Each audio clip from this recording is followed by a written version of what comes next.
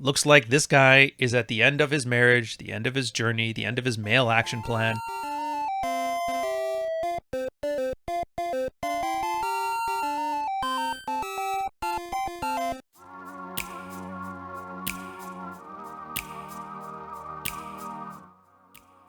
You guys are watching this one. I put these out at around midnight, so I'm hoping you catch the midnight shows, or 9 o'clock on the West Coast. Maybe you're working the evening shifts. Maybe you just couldn't sleep that night. Maybe you got back from the bar and you just need something to chill out to.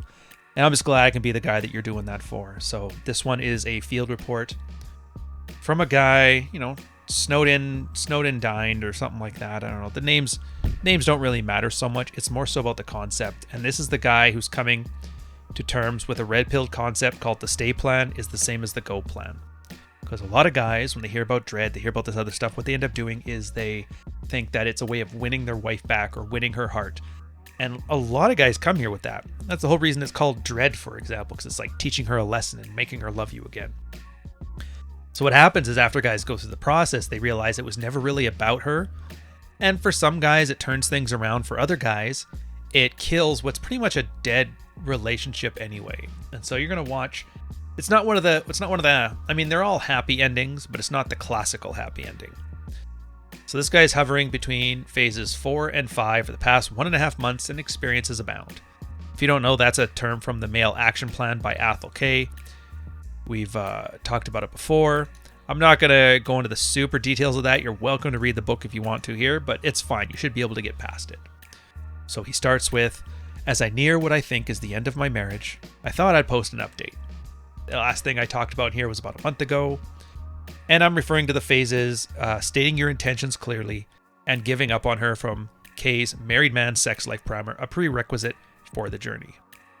Right now, I'm sitting in the living room after work. My wife called me an hour ago, say she's going to go out shopping for a few things, and she didn't know when she's coming home. I kept the conversation short, some pleasantries, and asking her if she wanted to join me for exercise tonight, and she didn't respond when I eventually said goodbye. We entered the let's try living together with no expectation stage this past weekend, and here's a little info about how we got there. Lots of bad attitude on her part. Sometimes I'd use the correct techniques and squash it. Other times I did too much talking and gave her too much attention. He's rewarding bad behavior. At least 2 more episodes of her getting mad, me making it worse, her exploding, and then me either leaving or preventing me from leaving. We haven't slept in the same bed in I don't know how long. It started with a cycle of me disturbing her too much while she was sleeping, her waking me up, and then me getting up to sleep elsewhere.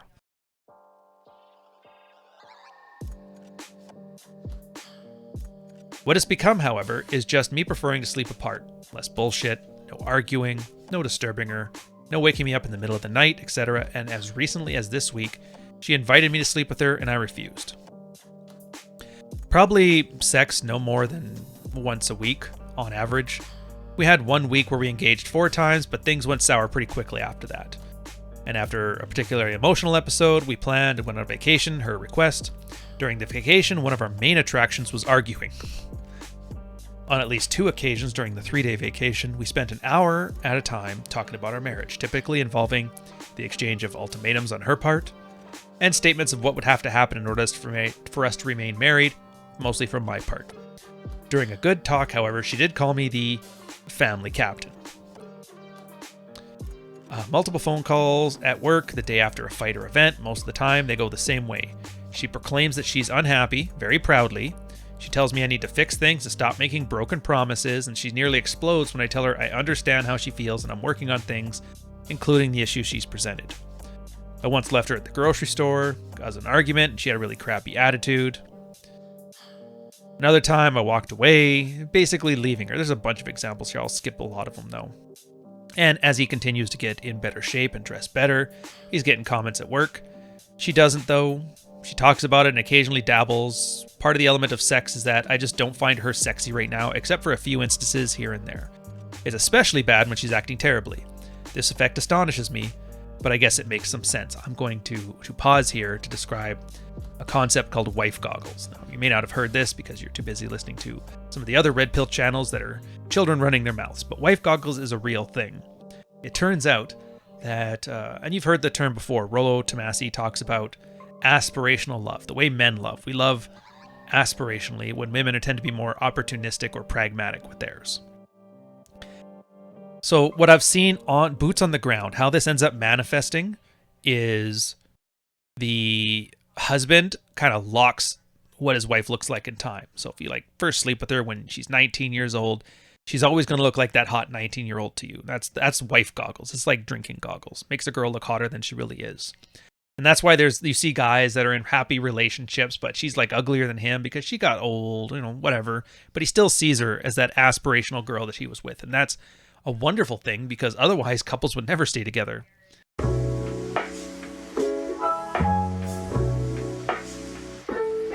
If women were as Machiavellian with their concept of looks as women were. But those can get slapped off. And usually the two ways they happen is some kind of hardship like cheating, or in this case, somebody being so miserable to be around, they slowly get slapped off. It's a longer process than you think, but the problem is once those come off, they never come back on. So put that in the back of your mind. Whenever you hear this kind of stuff, think of wife goggles. Carrying on. He ends off with an amusing conversation during which she said, "I wonder why they always say happy wife, happy life. Don't you think there's some truth to that?" And he actually chuckled at it. So I'm at the point where I really doubt she has any value for me. I found evidence that I was considering divorce. Evident like 2 years ago. We haven't even been married for 3 yet. She's getting uglier. She doesn't cook. She doesn't clean anything near as much as she used to. We planned on having kids before we got married. Nowadays, I outright refuse until I see a lot of sustained improvement in her behavior. This exchange last weekend led me to the no expectations agreement, and it was eventful to say the least. We're on our way home from the event that I planned and treated her to, by the way. Pissed about a specific display of shitty behavior. I explained it to her and that she'd been acting like a cunt. Quotations are his. Must be a Christian man, where he has to put quotations around it, but whatever. And I didn't outright say it, the effect was similar. When we pulled over and talked, she explained that she hasn't been okay and she still doesn't forgive me for that long time I spent away from home on that business trip last year. And I'm going to get past it. Like, here's the point. You get it. There's a lot of talking. There's a lot of negotiating. There's a lot of really shitty comfort tests, a lot of really shitty behavior, and he's not making it any better, but he's making effort, and he's just getting frustrated because he's not seeing anything come back from him. So here's some of the useful words that this married red pill guys had offered along the way and have stuck with him. First one, ultimate cad. Talked about him plenty of times. You guys know him. If not, go watch some of the earlier episodes. He's like, look, continue your path.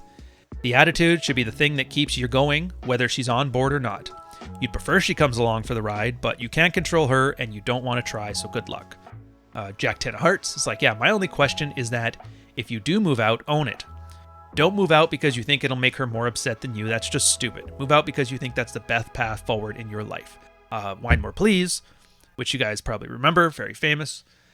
Continuing with what everybody else is saying, don't waste your time or effort on a person who's not making your life better. In my opinion, you're doing well, and you'll come out of this better.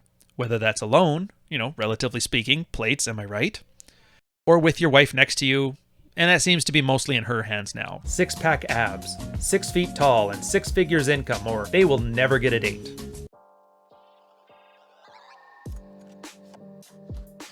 Personally, I wouldn't feel so much disgust and disdain for a person who acts like a child. Or he would feel that disdain. And then Blue Pill Professor. She can be your lover or your mother. Pick one. So he's been at it a while. And we're going to carry on from this one. I'm going to get a little bit of a breakdown. And this is going to be weird because I love seeing these advice. This one's from Jack 10 of Hearts. And everybody's always expecting a tip or a trick or some way to save a marriage, some way to game your wife, some way to magical tools. And it's funny because everybody who's red pill kind of laughs when people are like, oh, it's just some crazy manipulative language. And then even the people that get on board with it, once they find out there isn't any, they kind of get a little rough around the edges too. So it's amazing. Everybody can constantly call this magic until people show you like there's no magic. And then they get mad at you for it. But here we are. He's like, dude, Jack, it's time to put out this trash fire of a marriage. Talk to a lawyer, get your ducks in a row, prepare for divorce. If you both work and you don't have kids, the actual divorce rape is probably unlikely. If you received an inheritance from your father, do whatever you can to protect having to split the assets from her. Sorry to sound blunt, and I'm not saying you should serve her divorce papers tomorrow, but my advice is to accept that this is the probable endgame for your marriage and start acting accordingly. And I'm not saying this lightly. You know I've been following your saga since you started posting here. It's been about a year. This is 6 years ago. He's been starting since about 7. So I think we both know this no expectations exercise is doomed to fail. She will inevitably perceive some site on your behalf and take it out on some torrent of verbal abuse. Everything it can and will be a justification for a spontaneous shit test, and you already know maintaining frame in the face of her shit test is tough. You can maintain frame, and she'll buckle, and then you'll have to reconcile some nice makeup sex until the next perceived slight, and that's will start all over again. But here's the thing. I didn't realize, until this update, how much your wife seems to thrive on this push and pull behavior. We tell each other to remain frame in the face of shit tests from our wives because failing it just encourages more of them. Weimer Please put it himself. The quote of the quote. I don't have to deal with the bullshit that the majority of guys post about because I won't tolerate it in the first place and my wife knows it. She's smart enough to know how to make me happy and how to piss me off, and guess what's one she knows to pick if she wants to me to make her happy as well. I treat her with the same courtesy because she's earned it. And that's how most women would operate. We stop rewarding shit tests, they stop shit testing. Now, some people have said your problem is that you're basically not good at adhering to all the principles, stoicism, maintaining frame, whatever. And they're essentially saying you keep failing shit tests, so you keep getting shit tests. And while they're right, and you've probably been fucking some things up, in your case, I don't think it'll matter because with your wife, past shit tests get less shit test isn't how it works. A nuclear shit test followed by some sort of split, followed by some sort of reconciliation is exactly what she wants.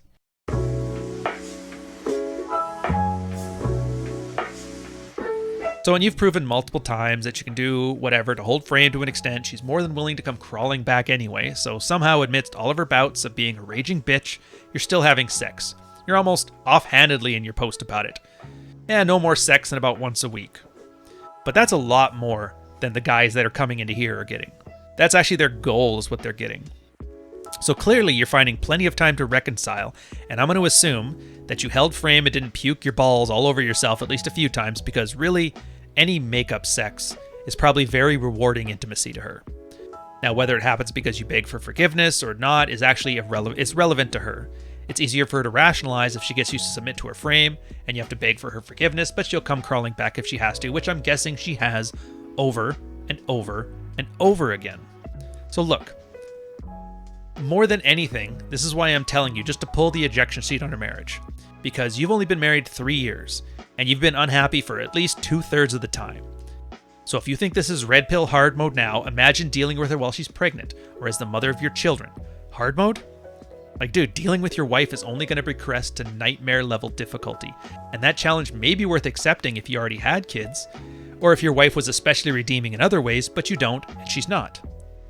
So Ewald, your wife may be one of those women who are just shitty in ways that are like that, and conversely, Ewald, but some will come around to the give kindness, get kindness model like Weimer Please was talking about a lot faster than your wife will, if she's even capable of grasping that. So in other words, I think you can do a lot better for a lot less effort. So at this point, my advice to you is that you should. Couple things from this. So I'm going to put some things together. For guys who have been on the channel for a long time, you've probably heard my concept about, or it's Jack's concept, but it's the red pill concept of the 3 types of dysfunctional relationships in the captain first officer model. This one is strictly type 2.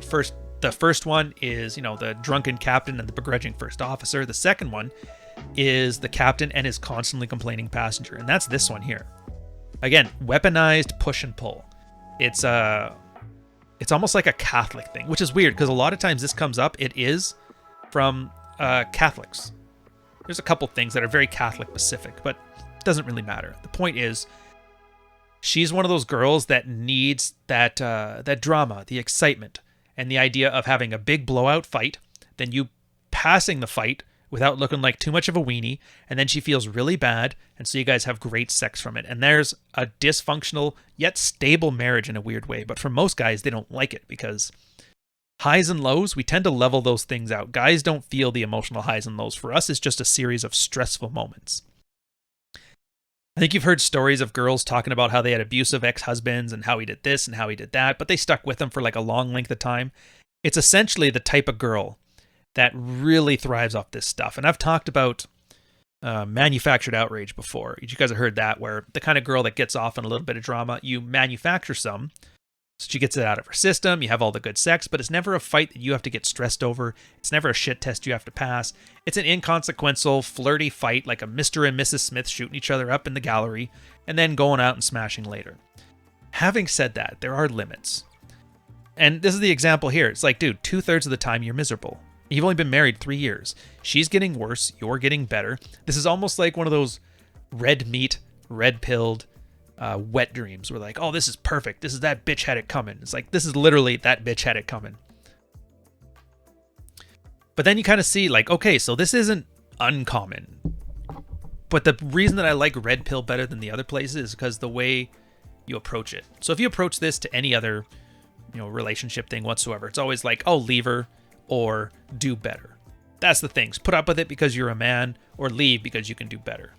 From a red pill perspective, it's like, I don't even want to say nuance, but I will say it's more pragmatic, more practical, and it's based in experience. Essentially, we understand the idea of the push-pull dynamic. We've just never seen it with steroids. And so you get this. Okay, I get it. And that's why you're having a good sex life, but that's not what you want. She slapped the wife goggles off your face. She's getting uglier. She's not putting any effort in. But that hot, crazy thing was great when she was hot and tight and whatever. But now that you're married 3 years and you just want to come home and relax after work and you're getting that exact same crazy chick treatment, it's a little much. And a lot of guys. See, he's talking about, yeah, we were talking about having a family, having kids. He says no. A lot of guys will go along to get along and they think, oh, the kid will calm her down. Then they just end up in an unhappy marriage with kids around because they took a gamble on a bit of a hormonal cock blocker and that it would fix everything. And they never do. And these guys end up being the cycle. That guy ends up having the wife leave him, or he becomes the pushover that she rolls over.